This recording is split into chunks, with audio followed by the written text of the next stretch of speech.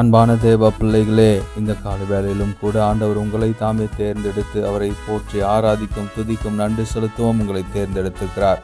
நன்றியோடு துதிப்போம். அந்த நற்கருணை பிரசன்னத்தில் இருக்கிற ஆண்டவர் உங்கள் ஒவ்வொருவரையும் ஆசீர்வதிக்கும்படியாக இறங்கி வந்திருக்கிறார். நல்லவராக, வல்லவராக, அபிஷேகம் நிறைந்தவராக உங்களை தொட்டு சுகப்படுத்த இறங்கி வந்திருக்கிறார். தொடர்ந்து அவரை நன்றியோடு துதித்து ஆராதிப்போம்.